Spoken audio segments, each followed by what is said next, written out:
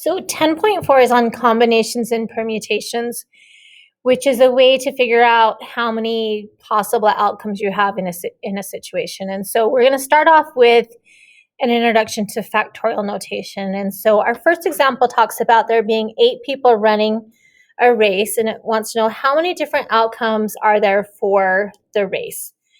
And so there are 8 different people who can finish first. And so as soon as someone finishes first, then there's 7 people left that can finish second.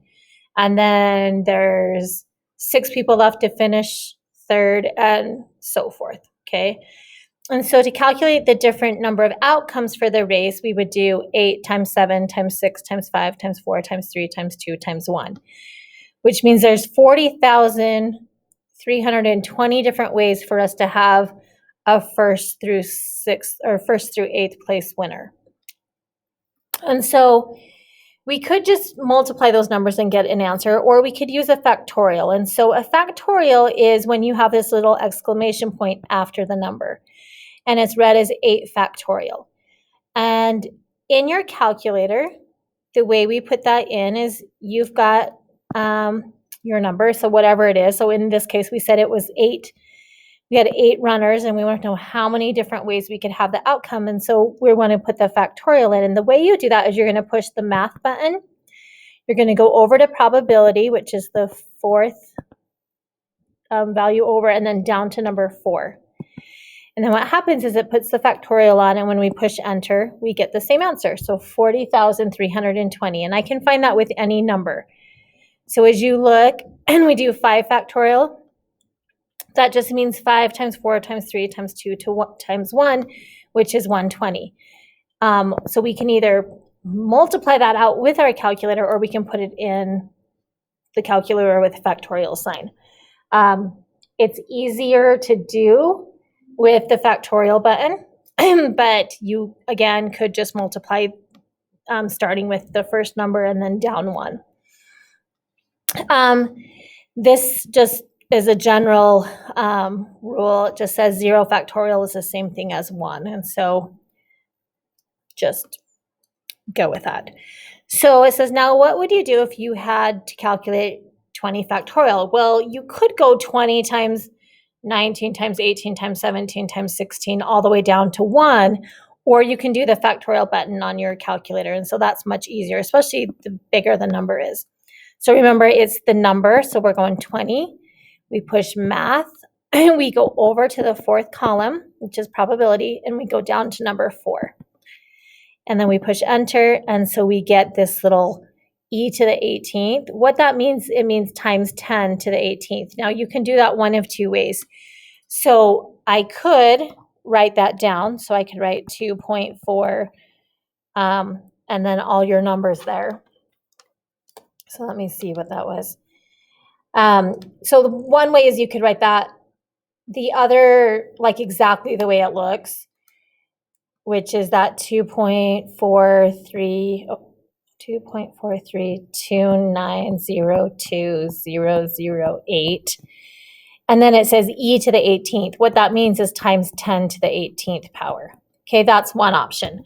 What that really means is that when it has that e on your calculator, that means that that's raised to the 10th power. And 10 to the 18th means I would move my decimal point 18 places. So this is 1, 2, 3, 4, 5, 6, 7, 8, 9 places. And so you would have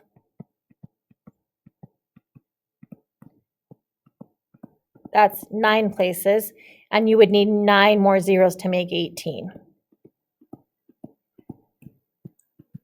So that is a really big number, okay? They mean the same thing, but the reason why we do the scientific notation is because we don't want to have to put all those zeros in. So when you guys see that e on the calculator, that just means times 10 to whatever the power is. So when we're working with factorials, we can put it in, but we also just need to remember that when I do a factorial, 6 factorial means all of these numbers, 6 all the way to 1. 5 factorial means 5 all the way to 1. And really, when I'm simplifying, I could just cross off the things that they have in common. So notice 5 divided by 5 is 1, 4 divided by 4 is 1, 3 divided by 3 is 1, 2 divided by 2 is 1 divided by 1 is 1, and we're left with just 6.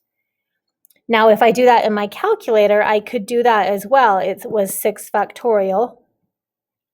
I know it didn't say factorial, but it was a factorial because it went from 6 to 1. And I could say divided by, and it was divided by 5 factorial. And again, I could, if I wanted to, put it in my calculator and get 6. But the other thing that's nice is if you understand that you can cross off the things that they have in common, then your life is a little bit easier. And so like when I look at number 2, 6s, 5s, 4s, 3s, 2s, and 1s, they have in common, and they divide out to give you 1, and then you have 8 times 7 left, which is 56. If you have a number again, you've got 6 factorial, you could just multiply the numbers out from 6 to 1. That is totally up to you, or you just put it in your calculator. And again, that's whatever you want to do. So I'm going to go 6 math over to our factorial 4. And so this would be 720. Okay. Or we go 6 times 5 times 4 times 3. If I'm going 4 factorial over 3 factorial, this is 4 times 3 times 2 times 1 over 3 times 2 times 1. Crosses out, and we're left with 4. Another way to think about this is 6 times 5, and then realize that after that it would be 4 times 3 times 2 times 1, which is the same thing as 4 factorial. And then this is 4 factorial. And so these two cancel out, and you're left with 6 times 5, which is 30. Because remember that this is 6 times 5 times 4 times 3 times 2 times 1. 4 factorial is 4 times 3 times 2 times 1. So if I can rewrite it so the bottom is the same, then I really can just write that as a 4 factorial on the top and cross it off with the 4 factorial on the bottom. Same thing with number 6. I could go 101 times 100 times 99, and like, oh, that's the same number on the bottom. So this is 99 factorial. On the bottom is 99 factorial. That makes these two cross off, and then I can just go 101 times 100, which is going to give us 10,100. Instead of me having to write the numbers all the way down. Again, you could just put it in your calculator as well, 101 factorial divided by 99 factorial, and you're still going to get this 10,100. That's up to you how you choose to do that. So that's an introduction to factorials. And again, that just means you start with that number and you multiply all the way down to 1. Or you put it in your calculator. Okay, the next thing that we're going to talk about is the fundamental counting principle. And basically what that says is that if we have,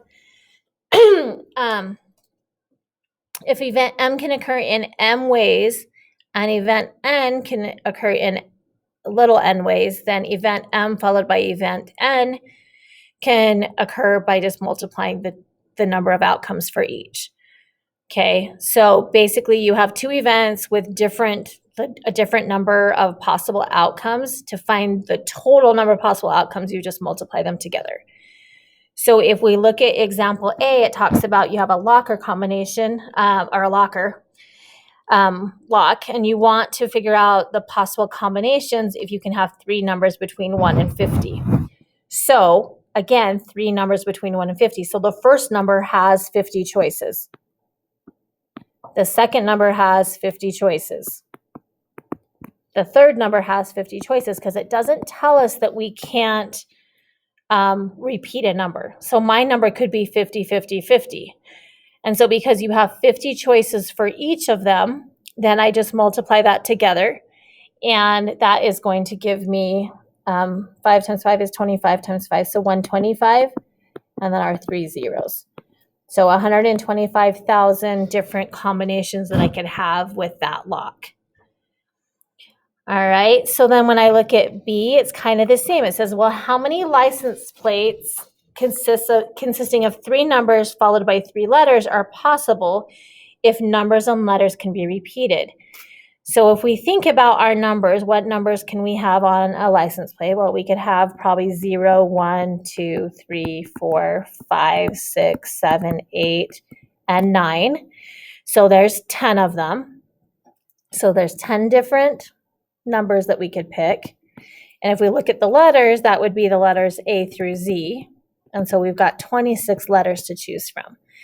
And so for the first one, and again, it says that numbers and letters can be repeated. And so that means the first number, there's 10 choices. The second number, there's 10 choices. The third number, there's 10 choices. When I get to the letters, there's 26 letters to choose from the first time, 26 the second time, 26 the third time. And so we are just going to put that in our calculator. And so we would go 10 times 10 times 10 times 26 times 26 times 26. And that's going to be how many choices? So we've got 17,576,000 different ways for me to come up with a license plate combination. So we've got 17,576,000 different ways.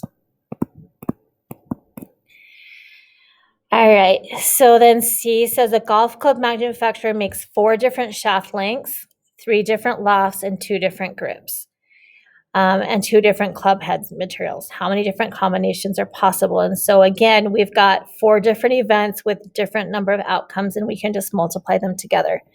So I'm going to go 4 times 3 times 2 times 2, because those are my numbers. I've got 4 different lengths, 3 different lofts, 2 different grips, and 2 different club head materials. And so I multiply them all together, which means I have 48 different options. And again, I just multiply. So 4 times 3 is 12, times 2 is 24, times 2 is 48.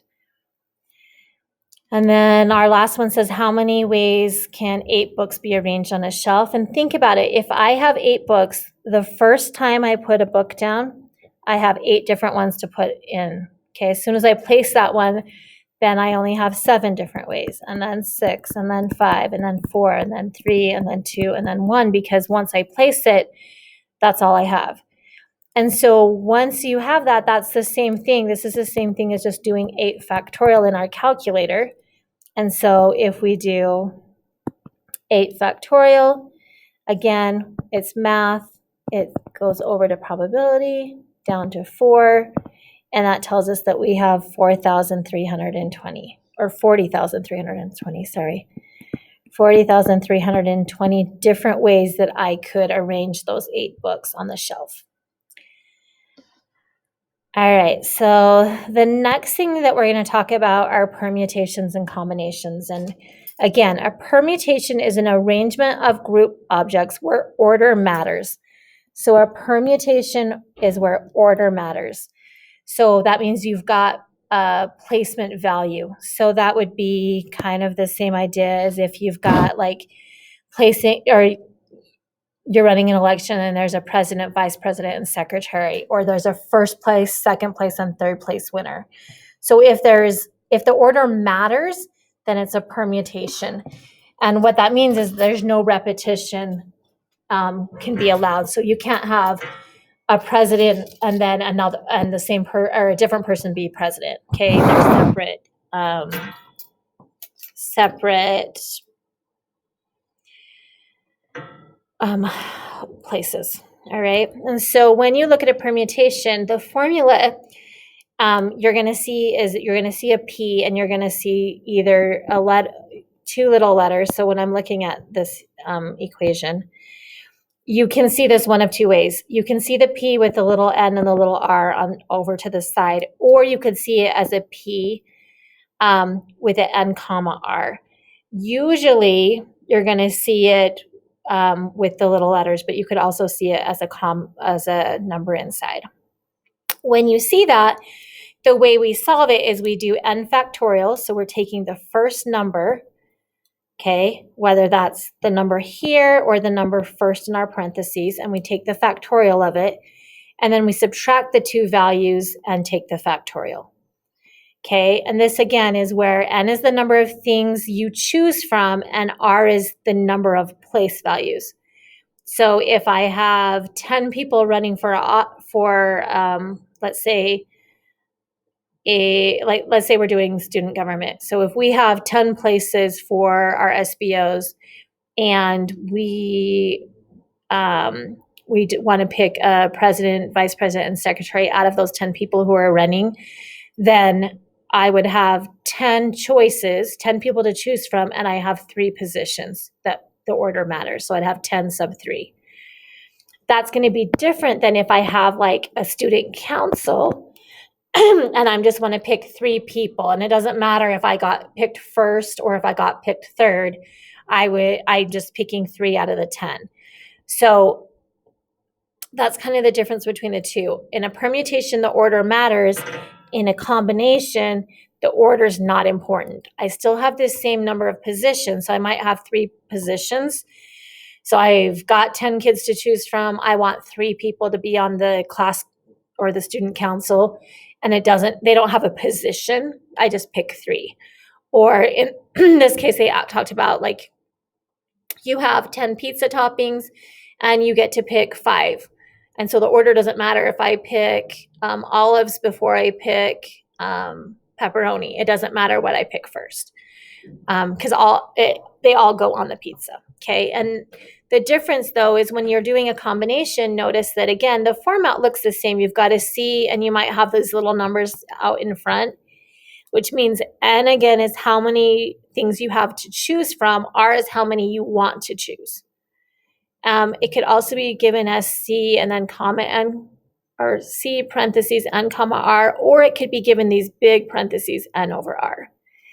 The formula is very similar to a permutation, but you divide out this R part as well. So you have N factorial, N minus R factorial. So basically you're doing the permutation divided by what repeats, okay, which is your R factorial. I shouldn't say repeats, how many you're looking for, which kind of should repeat.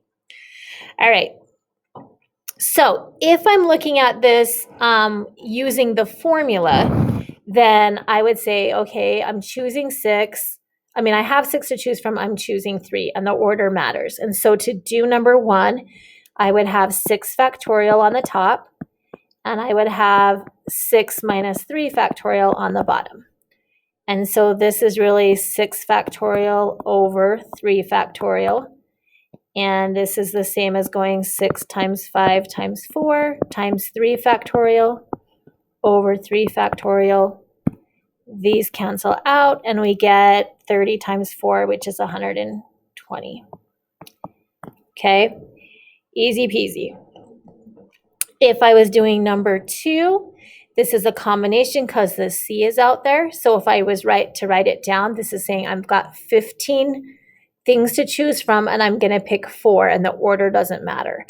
And so I go 15 factorial over 4 factorial because that's how many I'm going to choose, and then it's 15 minus 4 factorial. So again, this is 15 factorial over 4 factorial, and then 15 minus 4 is 11 factorial. And so this is going to be 15 times 14 times 13 times 12 times 11 factorial over, I'm going to write this out, 4 times 3 times 2 times 1 times 11 factorial. And I want you to see that 11 factorial cancels out, but I also can do some other things. 4 times 3 is 12. So this is going to cancel out the 12. And then 2 will go into 14. So 2 goes into 14 7 times. And then I can just multiply everything out. And so when I multiply everything out, this is 1365. In just a second, I'll show you how you can do this in the calculator.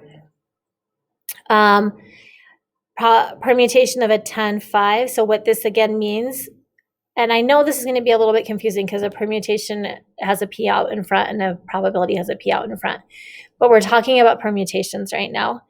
And when it doesn't give me like a situation of rolling a 10 and then rolling a 5 or picking a 10 and then picking a 5. It just has the values in here. So that's how we know it's a permutation. So we've got 10 objects and we're going to pick 5 of them, and the order matters because it's a permutation. And so we're going to go 10 factorial over 10 minus 5 factorial. And so this is 10 factorial over 5 factorial. So this is 10 times 9 times 8 times 7 times 6 times 5 factorial over 5 factorial. And then notice again how that crosses out. And then we multiply all these numbers together. So 10 times 9 times 8 times 7 times 6. And we're going to get 30,240. Okay, and again, I'm just putting that in the calculator to get those numbers. And then remember that when it's big parentheses with 9, 2, this is the same thing as saying you've got a combination where you've got 9 objects and you're picking 2 and the order doesn't matter. Okay, I know it looks a little bit different, but that just means it's a combination. And so we're going to go 9 factorial over 2 factorial and then 9 minus 2 factorial. And so that's the formula. Again, we could actually put this in our calculator very easily. So this is 2 factorial. I'm going to show you how to do that next. Oh, whoops. And then 9 minus 2 is 7 factorial. And so as I do that, this is 9 times 8 times 7 factorial over 2 times 1 times 7 factorial. And again, I'm just doing that out so you can see 7 factorial cancels out 7 factorial. And for me, I'm going to say 2 goes into 8 4 times, so that 9 times 4 is 36. And that's just easier for me. I do want to talk about how I could do all 4 of those problems with the calculator. So if I was going to use the calculator for this problem, I can. I'm going to push the math button. I'm going to go over to probability. And you can see that number 2 is a permutation, so it's got NR, and then 3 is the combination that has NR. I think it's easier to do that. You could put it in as the formula, but if I would do the permutation, I'm just going to push enter. It shows up on my screen, and I'm just going to put those little numbers in. So I'm going to go 6, and then I arrow over and put in the 3, and I push enter, and notice that I get 120. If I've got a combination, so the C, same idea. I'm going to go math. I go over to probability, go down to number 3, and then I would put in my numbers. So I'm going to go 15, arrow over, push 4, push enter. I get 1365. Okay, permutation 10, 5. Again, the main thing here is that you have to remember what that means. But again, math, go over to probability. Oops, probability. This time it's a P, so it's a permutation. So we're going down to number, oops, that's not what I wanted to do. Clear, second quit. I didn't want a plus, I want to push enter. So push enter, and then we're putting in our numbers. So it's 10, and then choose 5, and we push enter. So we get 30,240. And then you would do math, go over to probability again, go down to a combination, and we're putting in 9, and then arrow over, put in 2, and we get 36. So I just wanted to make sure that you understand that I can put that in the calculator without a problem. It does make life a little bit easier. The next situation just talks about, or the next page of your notes talks about you having a situation, and it's just asking, would it be a permutation or a combination? And then based off that, find the number of possibilities. And so it says there's 12 skiers competing in the final round of the Olympic freestyle skiing aerial competition. In how many ways can 3 of the skiers finish first, second, and third to win gold, silver, and bronze? So in this case, the order matters. Okay, I'm not just having the top 3 people that are moving on. We're actually earning a medal here, and so it matters which order that I have. And because it matters, this would be a permutation. And then it wants us to figure out how many possibilities we have. So it's a permutation. There's 12 skiers, and I'm going to have 3. I'm going to have a first, second, and third place winner. So I'm looking for 3 positions. And so with that, yes, we can write out the formula, or we can just put it in our calculator. And we're going to say Math, go over to the probability, down to a permutation, and we're going to put in 12, and then we're choosing the top 3 spots, first, second, and third. So that means there's 1,320 ways that we can have a first, second, and third place winner. And then I look at number 2, and it says a pizza shop offers 12 different toppings. How many different 3-topping pizzas can be formed with the 12 toppings? So for this one, it's a combination because it doesn't matter what order you pick your 3 toppings. It's all going to go on your pizza. So it's a combination. And the combination is the C. Again, there's 12 different toppings, and there's 12 toppings to choose from. There's 3 that you get to pick.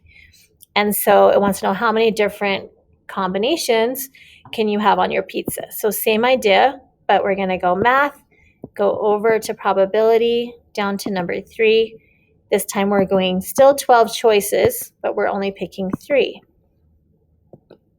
And so now notice there's 220 different combinations that I can have.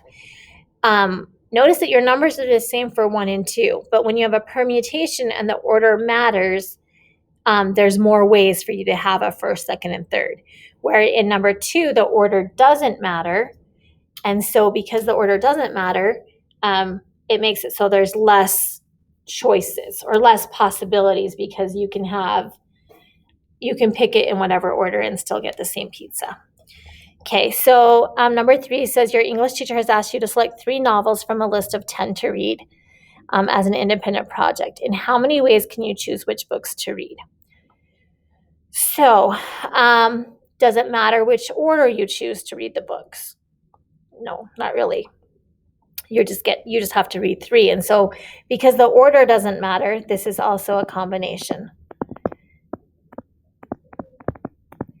And so we're going to have, it's a combination. There's 10 choices and you have to pick 3.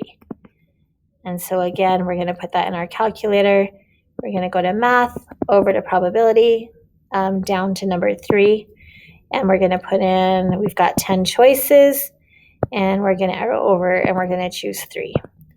And so there's 120 different combinations that I could read of books.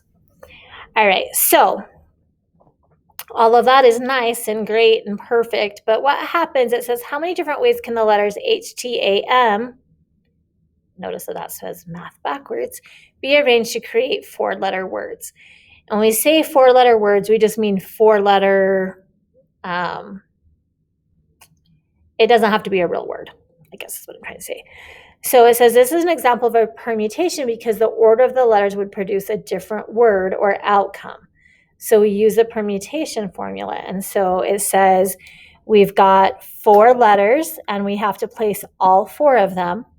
And so we end up with just 4 factorial because you've got 4 letters and then you place your first letter, and then you've got 3 letters to place, and then you have 2 letters, and then you have 1 letter. And so the whole idea of the permutation of 4 pick 4, that's really just factorial. But it says, what if some of the letters repeat? For example, how many ways can the letters in classes be rearranged to create 7-letter words? Since the letter S repeats 3 times, some of the permutations will be the same, so we have to eliminate them. And so the way we do that is we are going to take the permutation of 7 choose 7 because you've got 7 letters and we have to place all 7 letters when I make a pretend word. All right. But the problem is, and so again, that's the permutation. Okay. I mean, a factorial, that's basically 7 factorial, which is that 5,040. But the issue that we have is that you've got some letters that repeat.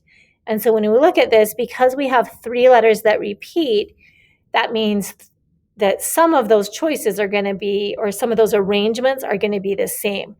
And so what we do is we take that permutation of 5,040 and we divide out which letters repeat and how many times. So we only have 1 letter that repeats, and it repeats 3 times. And so we divide it by 3 factorial. And so that changes from 5,040 choices or different outcomes or different words, we would get 840. So let's try our example in Mississippi. So the first thing is that it's an 11-letter word.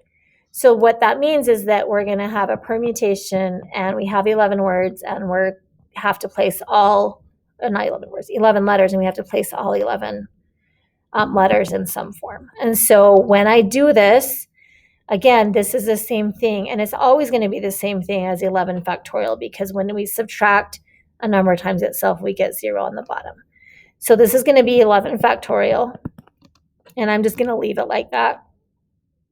And then I want to divide out, or I need to divide out, how many letters repeat. And so I've got 11 factorial on my top.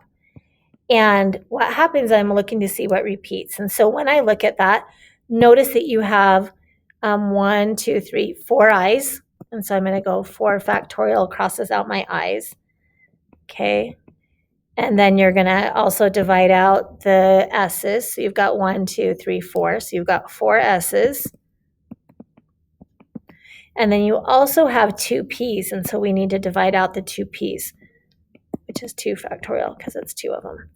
And so then what happens is that I'm going to, however you're choosing to do this, you can write it out. Like this would be 11 times 10 times 9 times 8 times 7 times 6 times 5 times 4 times, and maybe we want to do 4 factorial, so we have got something to cross out. That's one option, okay? And a same thing here, we can go 4 factorial, 4 times 3 times 2 times 1 times 2 times 1. And we can cross off the things that they have in common. That's that's an option. So we've got 4 factorial crosses out 4 factorial. 4 times 2 is 8, so we'll cross off the 8. 3 times 2 is 6, cross off the 6, and we can go from there, okay? One option, and we can get our answer, okay? Not a big deal. We would go, what do we have, 11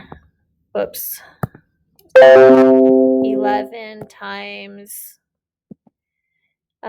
10 times 9 times 7, it looks like, and we get 6930. I don't think there's anything else, okay?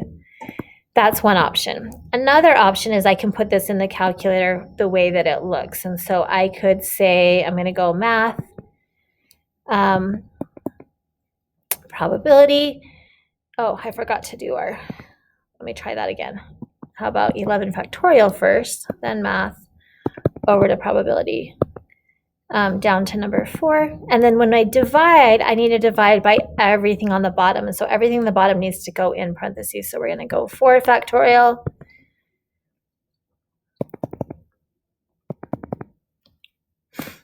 And then I'm going to do 4 factorial. Oops. And then I've got 2 factorial. And so this is just another option if you don't want to do it out. And we close our parentheses and notice that, oh, we get something different. Why is that the case?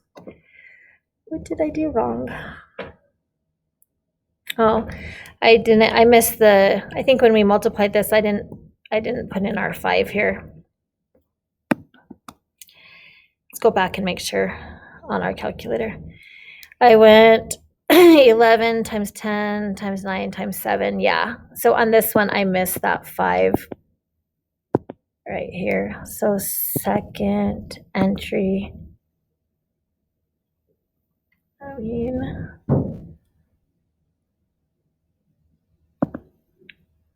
and then we need to times by 5. That's my fault.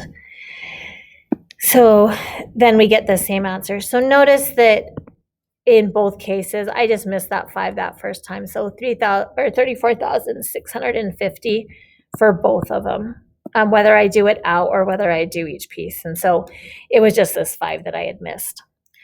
All right, so if you have any questions, make sure you ask, but that's 10.4 in a nutshell.